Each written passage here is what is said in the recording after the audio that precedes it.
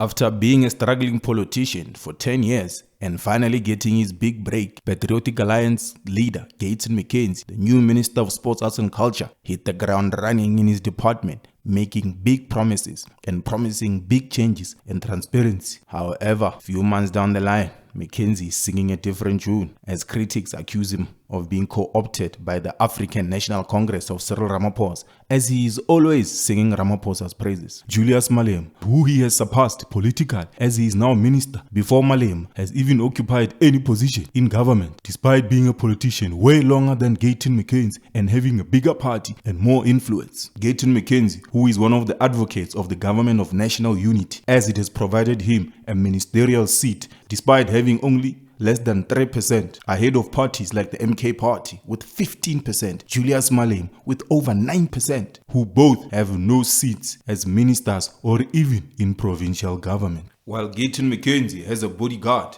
and a big black SUV with blue lights paid for by the taxpayer, Julius Malema has to drive himself or use the 100,000 per month that he gets from being a member of parliament to pay a driver to drive him in his Mercedes-Benz V-Class to wherever he goes with no security, to show that Gayton McKenzie is way more important and his life is way more precious than that of Julius Malema, according to the voters of South Africa. Clearly, there is a disconnection between the EFF leadership, as Julius Malema seems not to see eye to eye with the most important figures in the EFF, namely Mbuyiseni Know-It-All Ndlozi and Floyd VBS Shivambu, as they have both left the party and have taken along with them many EFF members who, although may still have their membership cards within the EFF, their souls lie with Floyd Shivambu and Mbuyiseni Ndlozi, and they will soon follow them out of the EFF, leaving Malema's party weaker and weaker, as the pool of political talent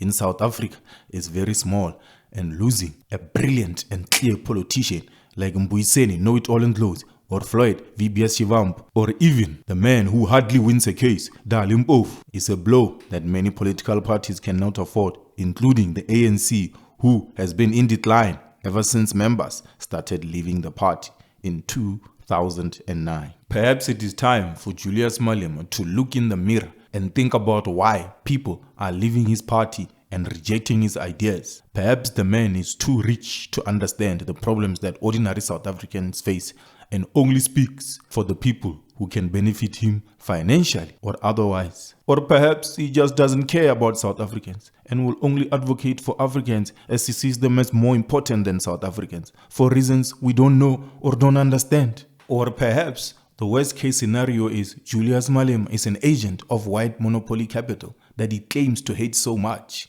as he is always seen in Mercedes-Benz from Germany and Louis Vuitton from France and Mike Amiri from America, all colonial and capitalist countries that he claims to hate. He seems to love so much, with many amazing local brands such as Maxhosa, which Jacob Zuma is often seen sporting. Many wonder if Julius Malema really loves the black child like he claims to do.